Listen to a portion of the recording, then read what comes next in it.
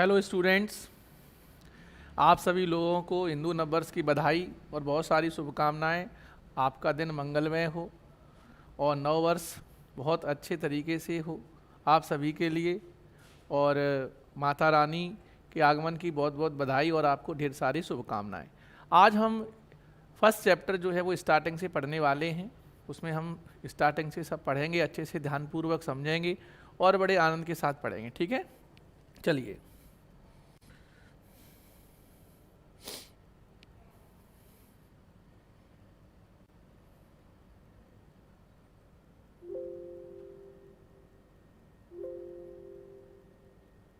देखिए, आज हमारा फर्स्ट चैप्टर अपन स्टार्ट करेंगे और अपन इसे विधिवत तरीके से पढ़ेंगे। ठीक है, चलो स्टार्ट करते हैं। साथ साथ में हम आपसे पूछते भी चलेंगे। देखो बेटा, ये है हमारा फर्स्ट चैप्टर। ठीक है, ये है हमारा फर्स्ट चैप्टर, ठीक, जिसका नाम है रिप्रोडक्शन इन ऑर्गेनिज्म। इसमें हम ऑर्गेनिज्म के रिप्रोडक्शन के बारे में डिस्कशन करेंगे। ठीक है, किसके बारे में पढ़ेंगे? Reproduction in organism. देखिए, सबसे पहले क्या है कि हम रिप्रोडक्शन की डेफिनेशन के बारे में स्टडी करेंगे कि डेफिनेशन क्या होती है। ठीक है, उसके बाद हम उसके आगे पढ़ेंगे। ठीक, देखो, an organism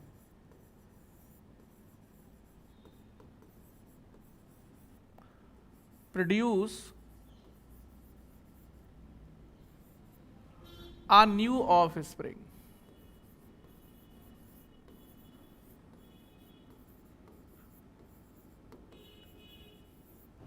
similar to itself,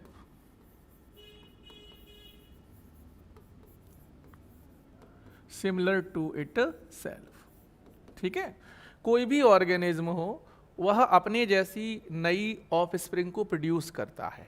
ठीक है, ऑफस्प्रिंग का मतलब होता है संतान है, चाहे वो प्लांट हो चाहे वो एनिमल्स हो, कोई भी हो, लगभग लगभग वह अपने जैसी संतानों को जन्म देने का काम करते हैं। They produce a new offspring, जो कि कैसी होती है? सिमिलर टू इटसेल्फ होती है। यहाँ पर हमारा तात्पर्य ये नहीं है कि मतलब सिमिलर टू इटसेल्फ का मतलब है कि टोटली मैच करती हो, है हु बहू हो, फोटोकॉपी हो, बट नॉट, ये सब नहीं है। सिमिलर होती है, जैसे काऊ है तो काऊ जैसी होगी, एलिफेंट है तो एलिफेंट जैसी ऑफस्प्रिंग होगी, इस टाइप से। ठीक है, तो ये हमारी रिप्रोडक्शन का डेफिनेशन था।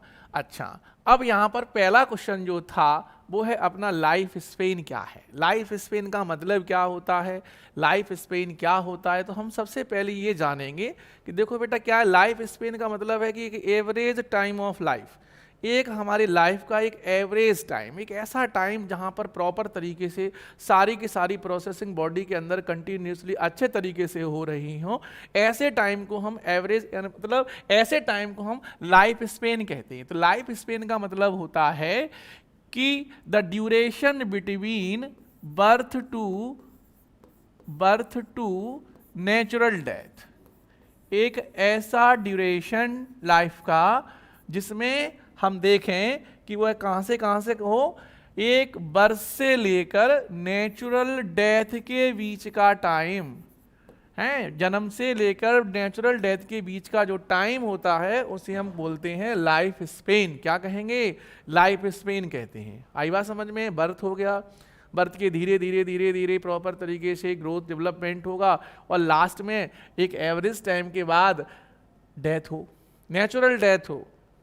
यहाँ पर नेचुरल जरूर लिखना, क्योंकि क्या है, डेथ तो कई टाइप के होते हैं, एक्सीडेंटल भी डेथ हो जाती हैं, है ना, जन्म के बाद भी डेथ हो जाती हैं। तो कहने का मतलब ये हुआ कि the duration between birth to natural death, ऐसा ड्यूरेशन जो बर्थ से लेकर नेचुरल डेथ तक जाए, उस ड्यूरेशन को हम कहते हैं लाइफ स्पेन। ठीक, अच्छा, पहली बात ये है कि एनिमल्स की जो लाइफ स्पेन होती है वो कम होती है देन प्लांट्स की तुलना अगर हम करें तो प्लांट का लाइफ स्पेन ज़्यादा होता है, एनिमल का लाइफ स्पेन कम होता है, क्योंकि प्लांट में एक डेफिनेट टाइम तक ग्रोथ होता है और एनिमल जो होते हैं उनमें होल लाइफ ग्रोथ होता है। इसीलिए याद रखेंगे आप सभी लोग कि जो एनिमल्स हैं उनका लाइफ स्पेन कम रहता है देन प्लांट्स। ठीक है, अच्छा यहाँ पर कुछ लाइफ स्पेन दिए गए हैं जिनके बारे में हम थोड़ा थोड़ा पढ़ेंगे। जैसे सबसे पहले अपना एलिफेंट दिया है। एलिफेंट की जो लाइफ स्पेन है वो 60 टू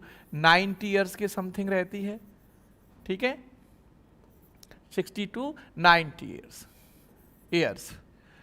60 मीन्स और 90 यानी काफ़ी डिफरेंट है बीच में। सही बात है। देखो जो एशियाटिक एलिफेंट होते हैं जैसे कि हमारी इंडिया में है, पाकिस्तान में, उनका जो लाइफ स्पेन है वो लगभग 60 ईयर्स के समथिंग रहता है, और जो अमेरिकन एलिफेंट होते हैं उनका लाइफ स्पेन ज़्यादा होता है, क्योंकि वहाँ की क्लाइमेट चेंज नहीं होती है, एक जैसी रहती है, इसका भी असर रहता है। ठीक है ना। जैसे कि हम बनाना ट्री के बारे में बात करें, ये कौन सा ट्री है? बनाना ट्री है। कौन सा ट्री है? बनाना ट्री हो गया। ये हमारा बेनियान ट्री हो गया है। तो बेनियान ट्री जो रहता है उसकी जो लाइफ स्पेन है वो कितनी है? 200 ईयर्स है। देखो ज़्यादा हो गई है ना, हो गई कि नहीं होगी? ज़्यादा 200 वर्ष है ना। अगर उसकी तुलना हम बटरफ्लाई से कर दें तो बटरफ्लाई में 1 to 2 वीक्स सही है ना। तो मैं यही बात तो कर रहा था ना। राइस की बात करें तो 4 to 5 मंथ है, 4 to 5 मंथ है। तो कहने का मतलब ये हुआ कि लाइफ स्पेन एक एवरेज लाइफ है। जैसे कि मैन है, यहाँ पर दिया नहीं गया है मैन का, तो हम यहाँ पर लिख देंगे 70 ईयर्स लिख देंगे। कितना लिख देंगे? 70। अब आप बोलो क्या है सर, आदमी मैन की एज जो है सर 70 साल से ही बहुत ज़्यादा होती है। हमारे यहाँ तो एक 100 साल की एक बुढ़िया दादी भी है। वो बात ठीक है, लेकिन वो एक डिपेंडेबल लाइफ है, उसमें कोई सेल्फ कुछ कर नहीं पाएगा, एक स्थान से दूसरी जगह पर नहीं जा सकता है। जा सकता है क्या? नहीं जा सकता है। लेकिन 70 ईयर्स ओल्ड पर्सन जो है खुद अपने काम थोड़े बहुत कर सकता है। तो एक एवरेज लाइफ है। ठीक है, तो लाइफ स्पेन समझ में आया। चलिए अगला देखते हैं। ठीक,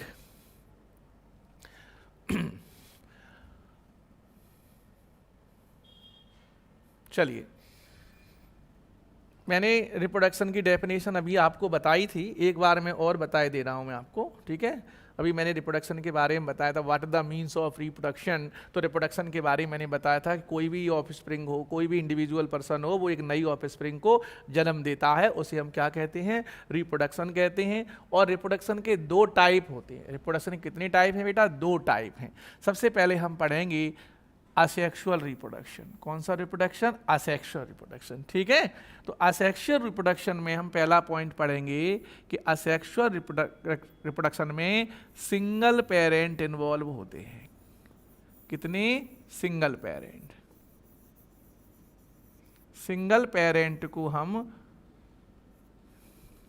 यूनी पेरेंटल भी कहते हैं, यूनी पेरेंटल भी कहते हैं। ठीक है, इसमें सिंगल टाइप का एक ही कोई इंडिविजुअल इन्वॉल्व होगा, जिसे हम क्या कहेंगे? Uniparental. क्या कहेंगे? यूनी पेरेंटल कहेंगे। ठीक है, अच्छा अब हम बात करें यहाँ पर, तो सेक्सुअल रिप्रोडक्शन में सेक्सुअल रिप्रोडक्शन में 2 पेरेंट इन्वॉल्व होते हैं। कितने? 2 पेरेंट्स इन्वॉल्व होंगे, और जो कैसे होंगे? बाई पेरेंटल होंगे। इन्हें हम क्या कहेंगे? इन्हें हम कहेंगे बाई पेरेंटल। ठीक है, ये बाई पेरेंटल होते हैं। 1 मिनट रुकना। बाई पेरेंटल से हम क्या कहते हैं? बाई पेरेंटल कहते हैं। ठीक है,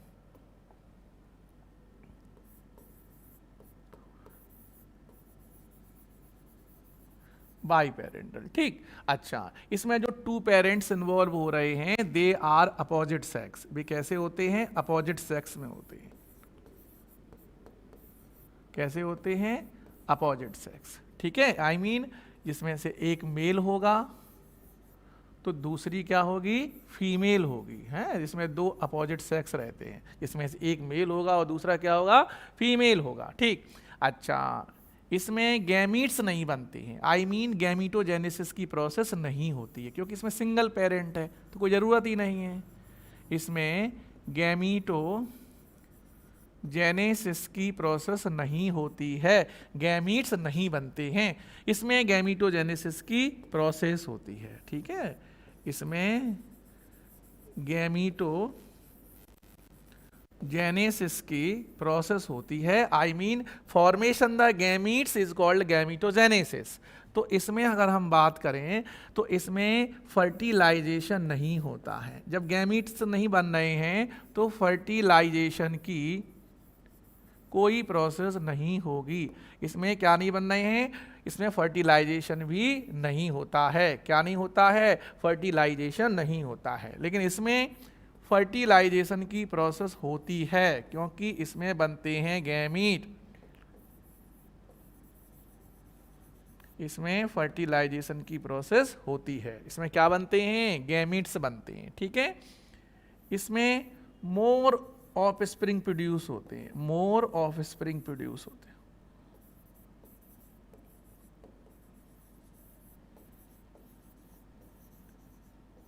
इसमें मोर ऑफ स्प्रिंग प्रोड्यूस्ड होते हैं। इसमें less of spring produce, come, less of spring produce.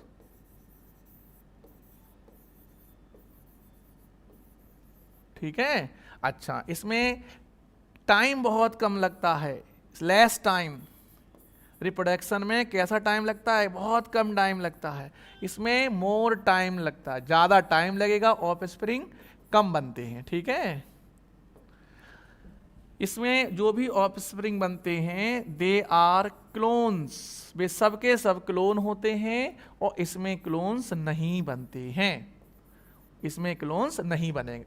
अब बात आती है क्लोन्स क्या होते हैं, what are the means of clones.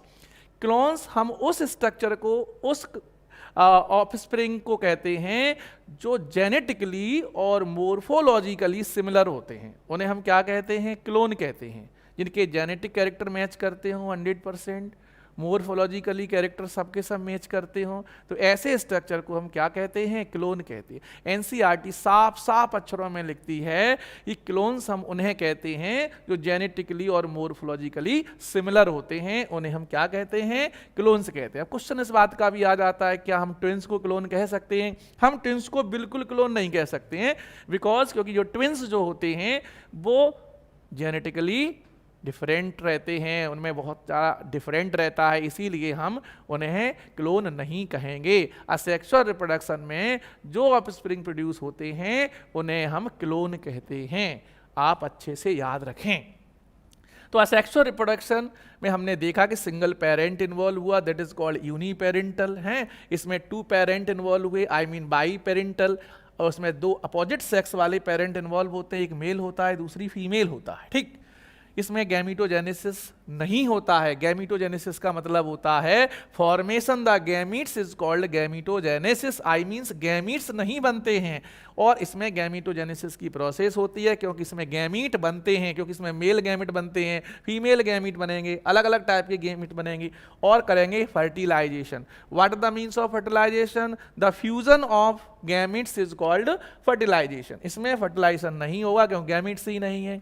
इसमें मोर ऑफ स्प्रिंग प्रोड्यूस होते हैं, लेस टाइम, कम टाइम में ज्यादा ऑफ स्प्रिंग बनेंगे। इसमें बहुत कम टाइम ज्यादा लगेगा, ऑफ स्प्रिंग कम बनते हैं। ठीक, और मोस्ट इंपोर्टेंट पॉइंट, इसे आप अच्छे से याद रखें, ये इंपोर्टेंट पॉइंट है, इंपोर्टेंट टर्म है, एनसीईआरटी साफ अक्षरों में लिखती है कि जेनेटिकली और मोर्फोलॉजिकली जो सिमिलर होते हैं उन्हें ही हम क्लोन कहते हैं। तो बोलो बात समझ में आई? चलो ठीक है, आगे देखते हैं पुनः।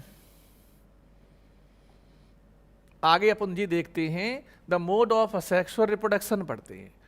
हमने रिप्रोडक्शन पढ़ा, टाइप ऑफ रिप्रोडक्शन पढ़ा, तो हम सबसे पहले असेक्सुअल रिप्रोडक्शन के मोड पढ़ते हैं। क्या पढ़ते हैं? The mode of asexual reproduction. ठीक है, तो सबसे पहले हमने पढ़ा फिजन। हम पढ़ेंगे सबसे पहले फिजन के बारे में कि what is the means of fission. तो फिजन का मतलब होता है एन ऑर्गेनिज्म divides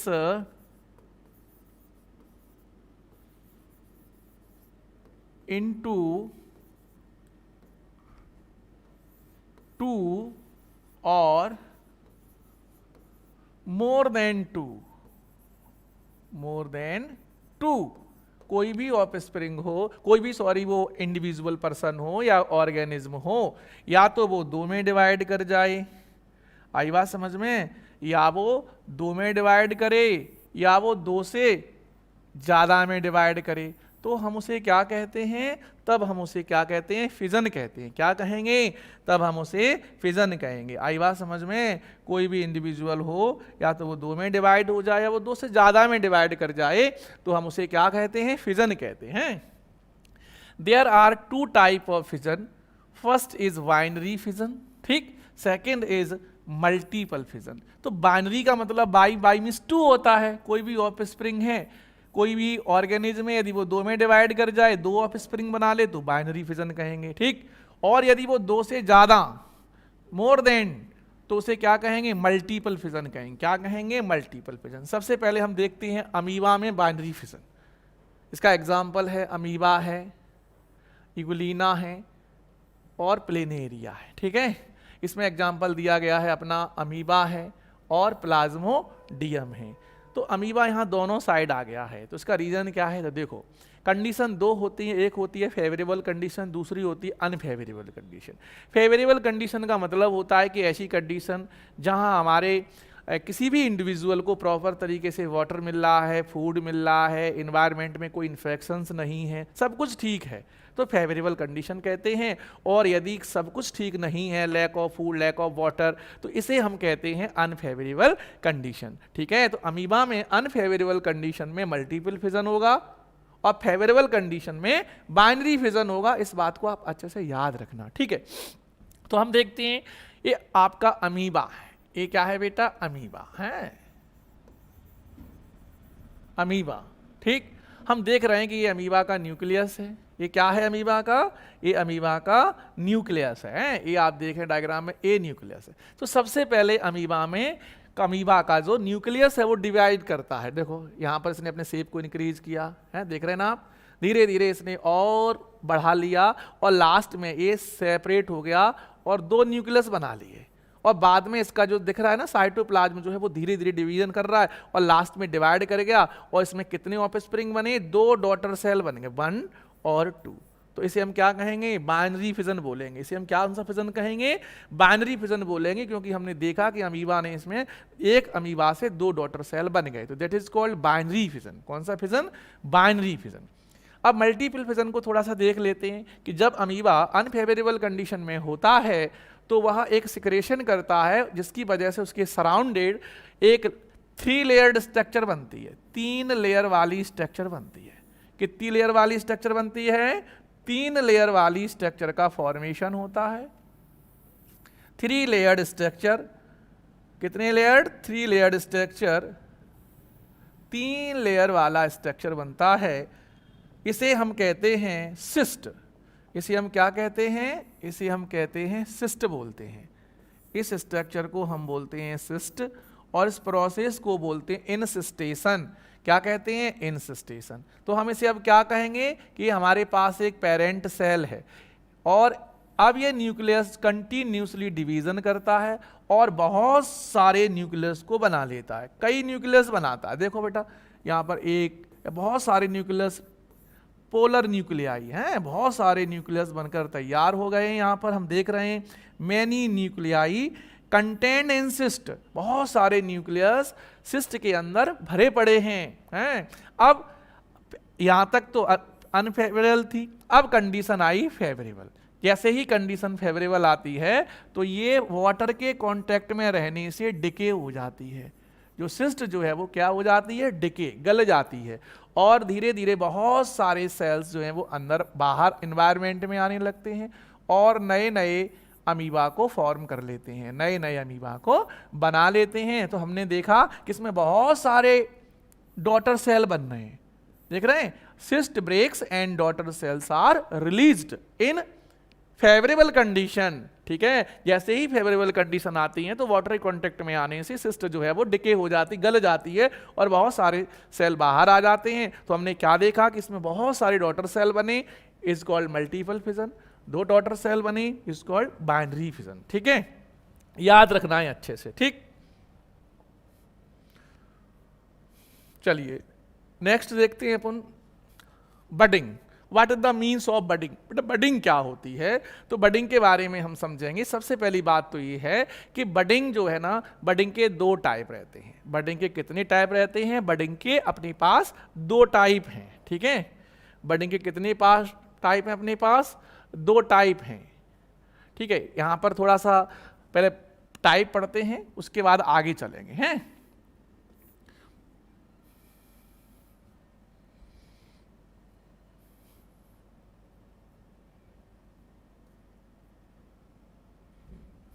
बडिंग के कितने टाइप बेटा बताए हमने, दो टाइप बताए, ठीक है। बडिंग के कितने टाइप हैं, दो टाइप हैं, यहीं पढ़ लेते हैं, ठीक है। चलो, हमारे पास बडिंग के दो टाइप हैं, जिसमें से आपका बडिंग, तो बडिंग के हमारे पास कितने टाइप हैं, दो टाइप हैं, ठीक है। एक आपके पास होती है एक्सटर्नल बडिंग,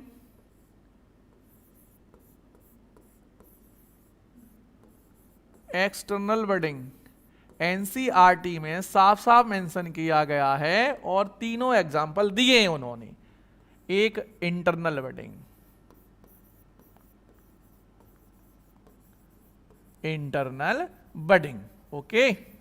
देखो बेटा, एक्सटर्नल बडिंग जो होती है वो आउट ऑफ ग्रोथ, वो बॉडी के बाहर ग्रो करती है, आउटर ग्रोथ, ये आउटर ग्रोथ होता है जो बॉडी के बाहर ग्रोथ होगा। जैसे कि हम यहां हाइड्रा में देख रहे हैं, हाइड्रा में देख रहे हैं, इसका एग्जांपल हाइड्रा है और इसका एग्जांपल ईस्ट भी है, हम पढ़ेंगे, बताएंगे हम आपको हाइड्रा में। इंटरनल बडिंग का मतलब होता है इनर, इन बॉडी, ये बॉडी के अंदर बनते हैं। इसका भी एग्जांपल है स्पॉन्जेस, स्पॉन्जिला, हम पढ़ेंगे इसके बारे में। तो पहले हम आपको एक्सटर्नल बडिंग पढ़ाएंगे, जैसे कि हम पढ़ रहे हैं हाइड्रा में। देखो बेटा, ये हाइड्रा है, इसका एग्जांपल क्या है, हाइड्रा है, हाइड्रा। तो हम यहां पर देख रहे हैं कि हाइड्रा की बॉडी के ऊपर एक आउट ग्रोथ बनना है, हाइड्रा की बॉडी के ऊपर एक एक्सटर्नल ग्रोथ बनना है, जिसे हम कहते हैं बड। क्या कहते हैं, बड, बड कहते हैं। फिर धीरे धीरे इस बड ने क्या किया कि अपनी पेरेंट बॉडी से फूड, वाटर, सब कुछ धीरे धीरे लिया और अपने शेप को इसने इंक्रीज करना शुरू कर दिया, यानी अल्टीमेटली डेवलप,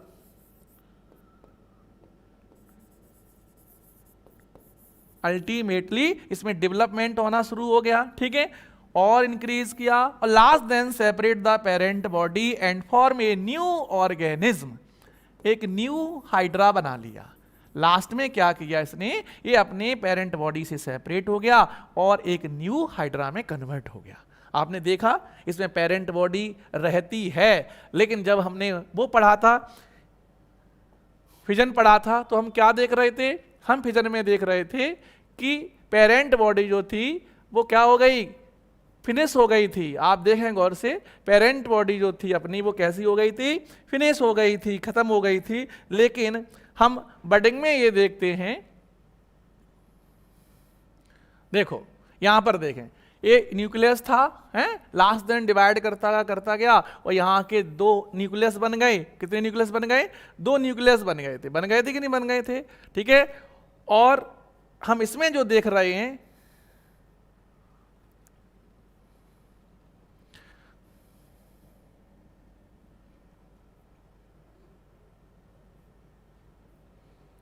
देखो दो डॉटर सेल बने थे ना, इसमें दो डॉटर सेल बने हैं। और अगर हम इसकी बात करें तो इसमें हमने देखा कि पेरेंट बॉडी अभी है, यहां पर पेरेंट बॉडी कैसी यहां पर है, ठीक है।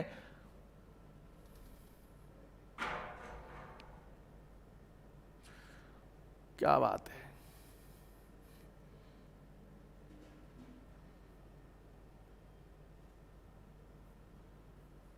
देखो हम बात बताना चाहते थे, यहां पर दो डॉटर सेल बने, ठीक है ना, अच्छा, और पेरेंट बॉडी फिनिश हो गई। यहां पर आप देखिए गौर से, पेरेंट बॉडी है और न्यू हाइड्रा बनके तैयार हो गया यहाँ पर। तो कहने का मतलब मैं ये बताने की कोशिश कर रहा हूँ कि फिजन में क्या होता है कि पेरेंट बॉडी खत्म हो जाती है, फिनिश हो जाती है, और जो ऑफस्प्रिंग बनते हैं they are about equal size, लगभग इक्वल साइज में रहती हैं। लेकिन इसमें हम ये देख रहे हैं कि पेरेंट बॉडी शेप में बड़ी है और न्यू हाइड्रा कैसा है, छोटा है। तो ये आप थोड़ा सा डिफरेंट अच्छे से याद करके रखना, ठीक है। अब हम आपको ले चलते हैं ईस्ट के पास। ये भी एक्सटर्नल बडिंग का एग्जाम्पल है। हमने क्या देखा कि ये हमारे पास पेरेंट सेल है। ये कौन सी सेल है हमारे पास, पेरेंट सेल है। आपने देखा ये पेरेंट सेल है, इसके ऊपर एक ग्रोथ बन गया, इसे हम क्या कहेंगे, बड कहेंगे। क्या कहेंगे, बड। लास्ट दिन धीरे धीरे ये भी अपनी पेरेंट बॉडी से क्या हो जाती है, सेपरेट हो जाती है और एक नई ईस्ट को बनाने का काम करती है, ठीक है। तो ये हमने दो एग्जाम्पल हमारे बुक्स में दिए गए हैं, एनसीईआरटी में दो एग्जाम्पल दिए गए हैं। एक तो हाइड्रा दिया गया, दूसरा आपका क्या दिया गया, ईस्ट दिया गया है, ठीक है। चलो थोड़ा सा इसके बारे में अपन देख लेते हैं। हम बात कर रहे थे एक्सटर्नल बडिंग की, तो एक्सटर्नल बडिंग का एग्जाम्पल है स्पॉन्जेस। क्या है, स्पॉन्जेस, यानी स्पॉन्जिला में देखने को हमें इंटरनल बडिंग मिलती है। तो इंटरनल बडिंग क्या रहती है, ये भी अनफेवरेबल कंडीशन जैसी कंडीशन बनती है। यहाँ पर हम देख रहे हैं कि बहुत सारे जो बड्स हैं इसके अंदर भरे हैं, कंटेन हैं, भरे पड़े हैं, अंदर की ओर है, देखें।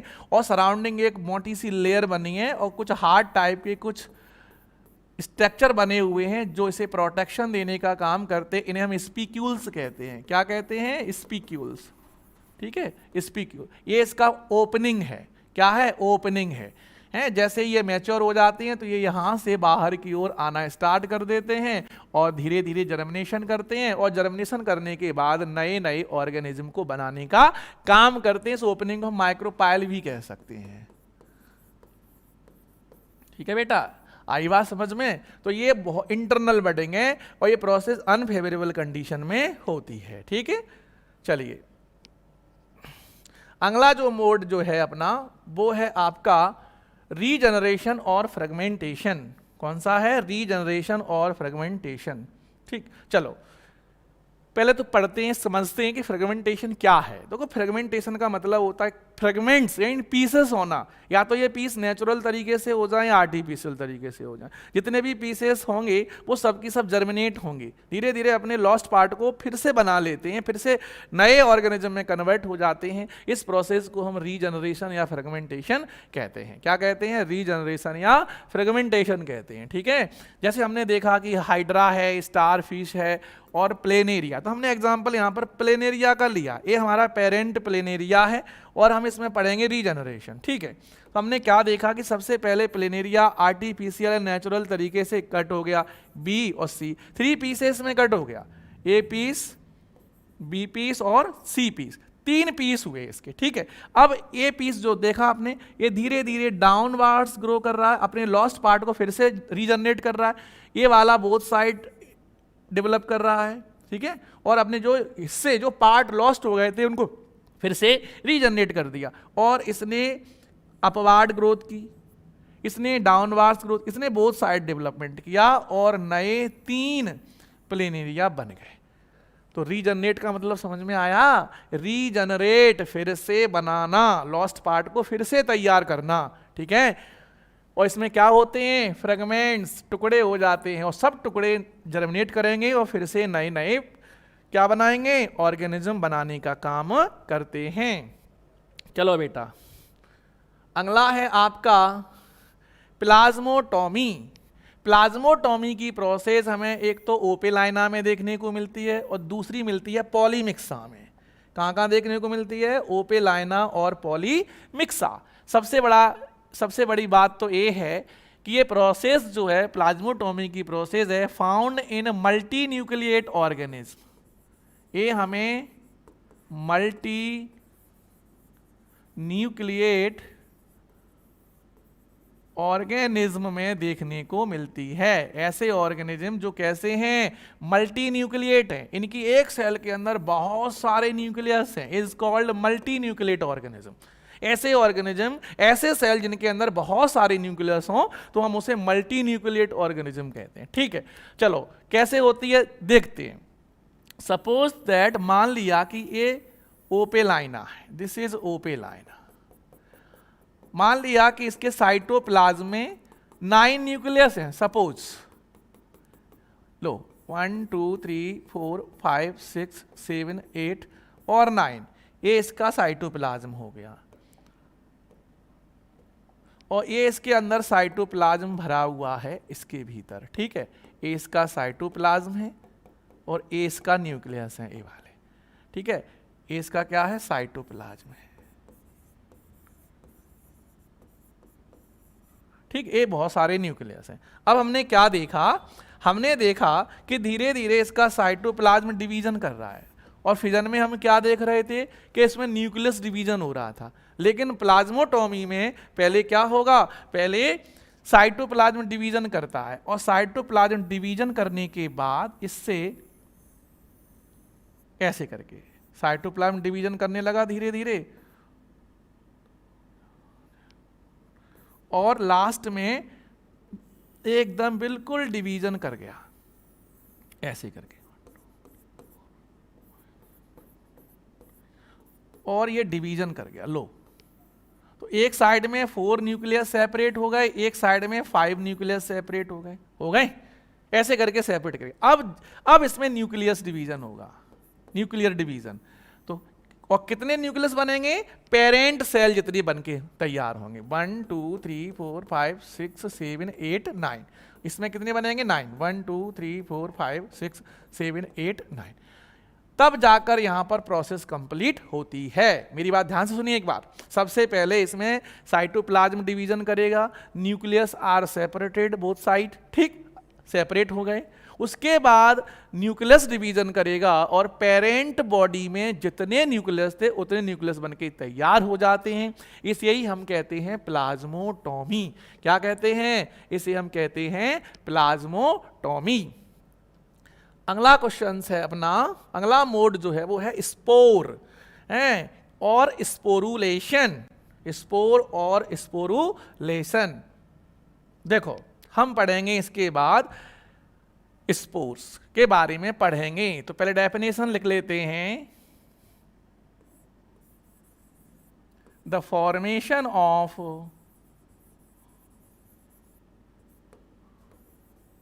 Spores is called sporulation, is called sporulation, ठीक है। स्पोर्स कैसे होते हैं, स्पोर एकदम बिल्कुल माइक्रो, दूसरा thin layer structure, thin layer structure, ठीक है। एग्जाम्पल एल्गी है, कोनिडिया है ना, क्लेमाइडोमोनास मैंने लिखा है यहाँ पर। और स्पोर्स के 2 टाइप हैं, एक होते हैं मोटाइल, कैसे होते हैं, मोटाइल, जिन्हें हम कहते हैं जूस्पोर, जो एक जगह से दूसरी जगह जा सकते हैं, ठीक है। दूसरे होते हैं नॉन मोटाइल, जिन्हें हम कहते हैं एप्लेनोस्पोर, जिन्हें हम क्या कहते हैं, जिन्हें हम कहते हैं नॉन मोटाइल यानी एप्लेनोस्पोर। इनके पास मूवमेंट करने के लिए कुछ चीजें देखने को मिलती हैं। देखिए आप यहां पर देख रहे हैं, ए फ्लैजिला टाइप के स्ट्रक्चर बने हुए हैं, इससे मूवमेंट करते हैं, बट इनके पास कोई ऐसा स्ट्रक्चर नहीं है जिसकी वजह से ये मूवमेंट कर सकें। जैसे ही ये फॉल्स ऑन द अर्थ, जमीन पर गिरते हैं, तुरंत ही ये जर्मिनेशन करने लगते हैं। क्यों? क्योंकि इनकी बॉल कैसी होती है, थिन, बहुत पतली होती है, ताकि ऑब्जर्वेशन की प्रोसेस बहुत जल्दी हो सके, ठीक है। जल्दी से ऑब्जर्व करेंगे वाटर को, फूड को, और तुरंत ही जर्मिनेशन स्टार्ट कर देते हैं। आई बात समझ में, धीरे धीरे जर्मिनेशन करने लगते हैं। तो इतनी बात समझ में आई। What the spore, spore is a micro and thin layer structures, ठीक है, या थिन बॉल स्ट्रक्चर, एक ही बात है। और स्पोरुलेशन का मतलब जानते हो, the formation of spore is called sporulation. Good.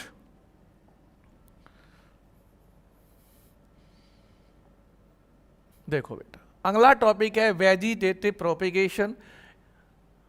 It is the mode of asexual reproduction. ये भी असेक्सुअल रिप्रोडक्शन का मोड है। ये हमारा, ये भी कैसा है, असेक्सुअल रिप्रोडक्शन का मोड है। The mode of asexual reproduction, ये भी असेक्सुअल रिप्रोडक्शन का मोड है। ठीक है, एक प्लांट के बारे में अगर डिस्कशन करें तो एक प्लांट के पास 5 ऑर्गन्स होते हैं, जिसमें सबसे पहले होता है बेटा रूट, फिर होता है आपका स्टेम, फिर आपका होता है लीफ, और फिर उसके बाद आपके चलते हैं फ्लावर, और उसके बाद आपका होता है फ्रूट। क्या होता है? फ्रूट।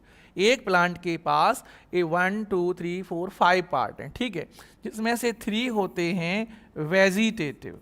3 कैसे होते हैं?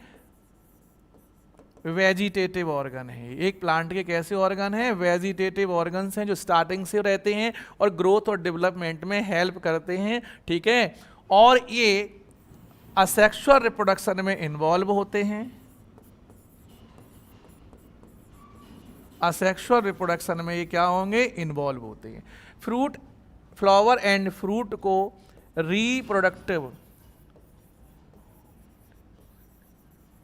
रिप्रोडक्टिव ऑर्गन कहते हैं। ठीक है, और ये सेक्सुअल रिप्रोडक्शन में इन्वॉल्व होता है। सेक्सुअल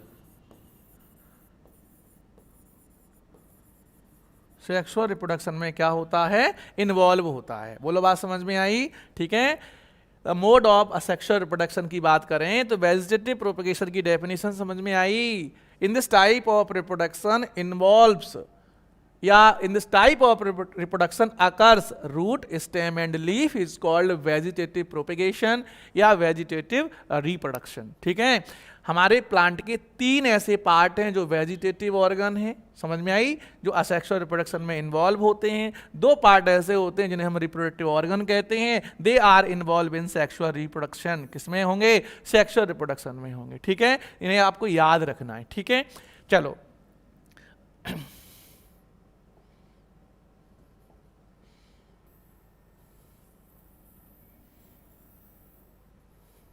ठीक है,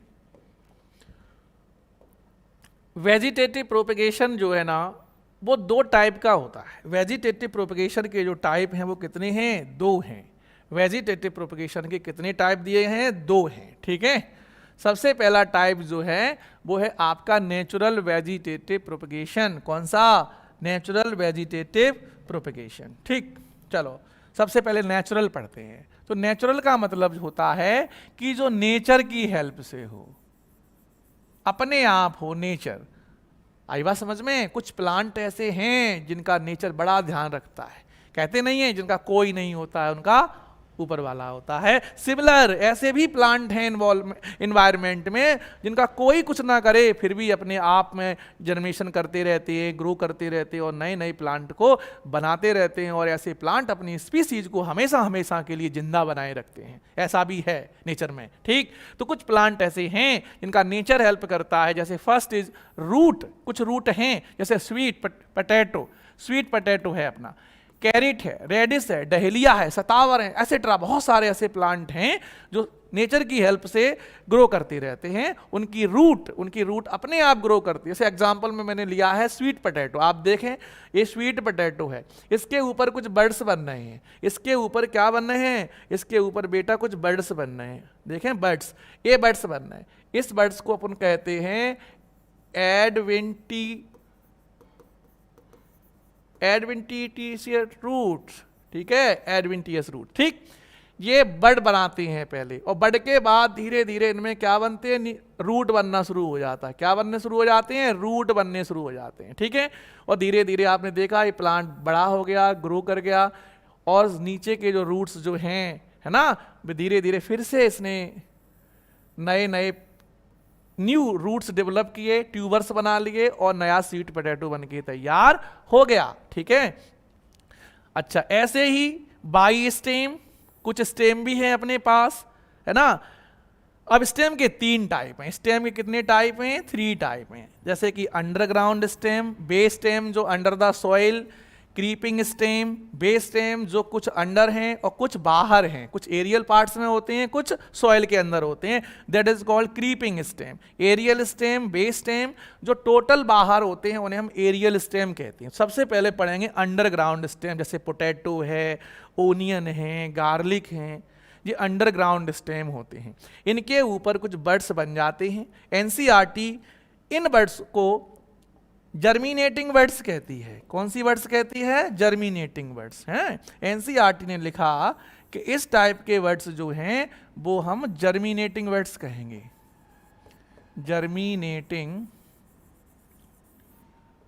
जर्मिनेटिंग वर्ड कहा उन्होंने। वैसे रियल में देखा जाए तो ये वर्ड जो हैं वो एक्सिलरी वर्ड होते हैं। कौन से वर्ड होते हैं? Axillary word. इन्हें हम एक्सिलरी वर्ड कहते हैं। ठीक, ये वर्ड धीरे धीरे ग्रो करते हैं और जहां ये वर्ड लगते हैं उन्हें हम आई ऑफ पोटैटो कहते हैं। क्या कहेंगे? Eye of potato. Eye of potato कहते हैं। इनमें धीरे धीरे ग्रीन कलर के बड ग्रो करने लगते हैं और इन्हीं से डेवलप होकर नए नए प्लांट बन जाते हैं। क्रीपिंग स्टेम, ऐसे स्टेम जो क्रीपिंग यानी रेंग कर चलते, हॉरिजॉन्टली है, जैसे कि ग्रास इसका एग्जांपल है, सबसे बढ़िया एग्जांपल है इसका, ग्रास है, मिंट है, बहुत सारे एग्जांपल हैं, है ना। आपने देखो ग्रास को जब खींचना, कभी खींचना, ग्रास को खींच के देखना तो आप देखेंगे कि ग्रास अंदर की ओर खिंचती जाती है। तो इसका मतलब क्या हुआ? ये ग्रास का कुछ हिस्सा, कुछ पार्ट कहाँ है? मिट्टी के अंदर है, सॉइल के अंदर, अंडर द सॉइल है, कुछ पार्ट बाहर की ओर है। तो ऐसे प्लांट जो हैं वो हॉरिजॉन्टली डेवलपमेंट करते हैं अंदर की साइड में। ठीक है, इन पे भी क्या बन जाते हैं? इनके ऊपर भी एडवेंटियस रूट्स आने लगते हैं। कौन से रूट्स आने लगते हैं? देखो लिखा है एडवेंटियस रूट्स बनने लग गए, कुछ बर्ड्स बने हैं और धीरे धीरे इससे एक नया सूट बनकर तैयार हो गया। सूट हम किसे कहते हैं? सूट का मतलब है स्टेम हो, स्टेम के साथ लीफ लगी हो तो हम उसे क्या कहेंगे? सूट कह देंगे। ठीक है, इतनी बात याद रखना है। क्रीपिंग स्टेम है। अब यहां पर एरियल स्टेम जो देखते हैं टोटल बाहर प्रेजेंट होते हैं, जिसमें आप देख रहे हैं यहां पर एक बड दिख रही है आपको। क्या दिख रही है? बड।